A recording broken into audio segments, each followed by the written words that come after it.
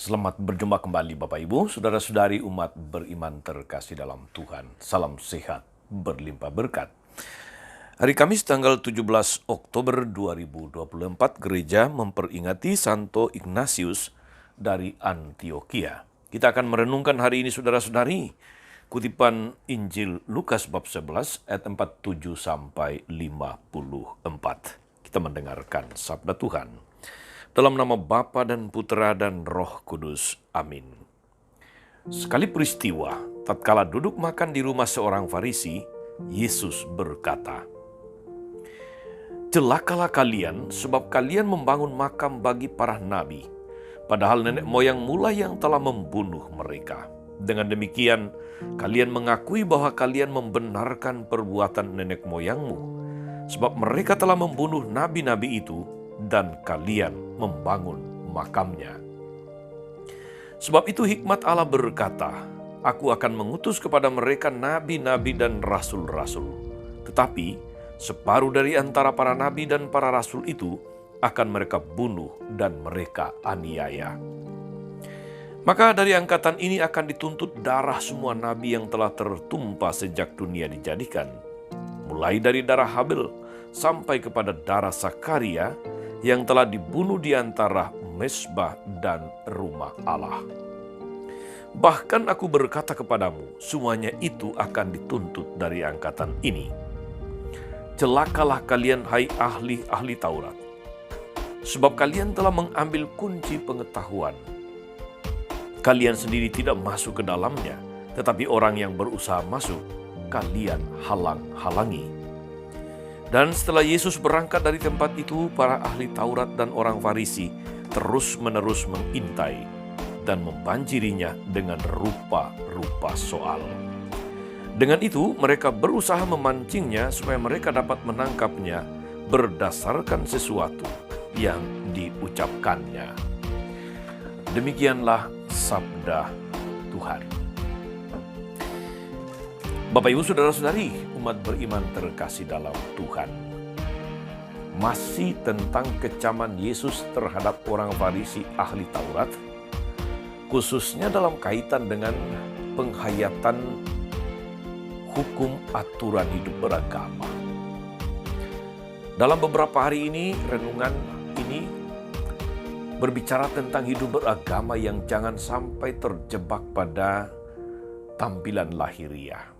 Dan kemarin kita merenungkan tentang bahaya hipokrit, bahaya kemunafikan dalam hidup beragama.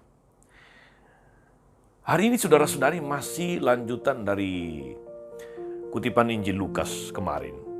Sabda Yesus yang kita dengarkan tajam, keras dan juga mengejutkan. Tentu tajamnya perkataan Yesus ini mempunyai alasan yang mendasar, alasan yang masuk akal, alasan yang bisa dipertanggungjawabkan. Apalagi Yesus datang memang untuk menyelamatkan dan bukan untuk membinasakan. Sabda ini saudara-saudari ditujukan kepada mereka yang justru berpengetahuan dan belajar tentang hukum Taurat. Jadi mereka orang yang berpendidikan, orang yang ahli kitab suci, atau dalam arti tertentu bolehlah kita juga mengatakan ahli sorga.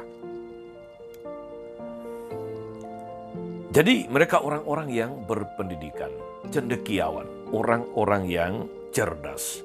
Namun ternyata mereka justru yang tidak berubah, mereka yang justru tidak bertobat. Sebaliknya justru memperparah situasi serta meneruskan kesalahan yang sama yang sejak zaman sebelumnya sudah terjadi. Oleh sebab itulah Yesus menegur mereka dengan tegas dan keras, "Celakalah kamu." Saudari dan saudara, umat beriman terkasih dalam Tuhan, apa inspirasinya, apa pesannya untuk kita yang hidup pada masa ini?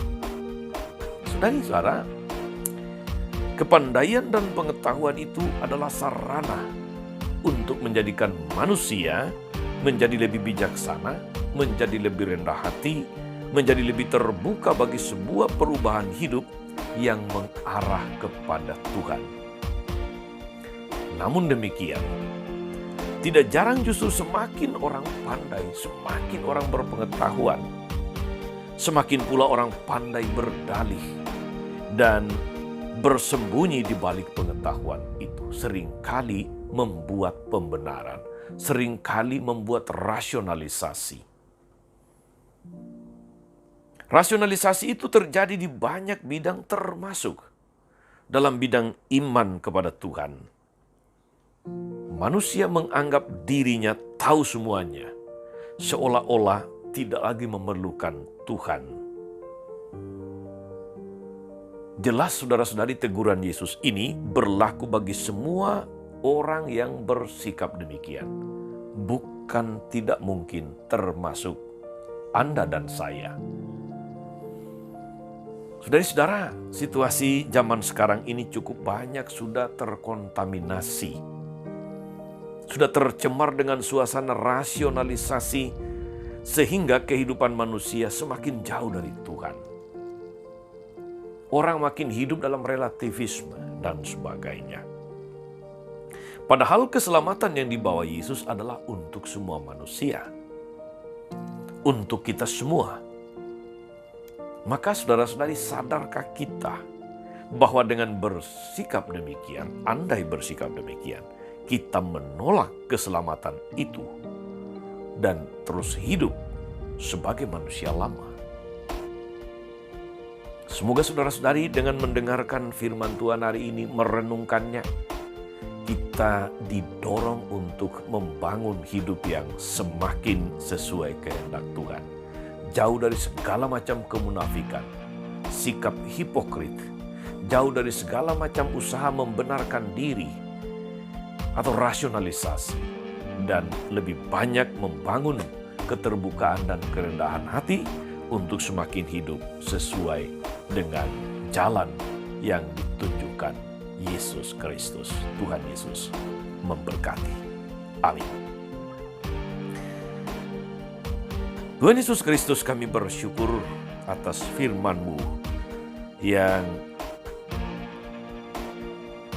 mengajar kami untuk menjadi pribadi-pribadi yang menggunakan segala macam pengetahuan, termasuk pengetahuan iman, untuk membawa semakin banyak orang hidup benar di hadapan Allah. Kuatkanlah kami dengan Roh Kudus-Mu untuk selalu mengarahkan hati dan hidup kami kepadamu saja.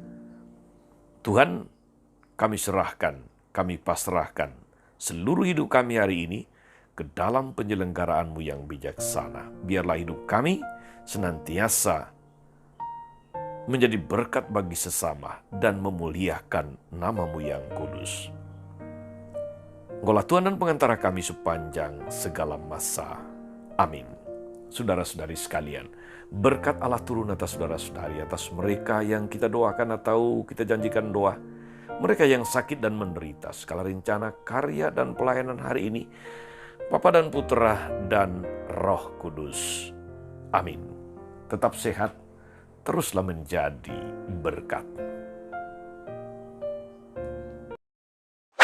Jangan lupa like, subscribe, nyalakan lonceng notifikasinya. Salam 52, Tuhan memberkati.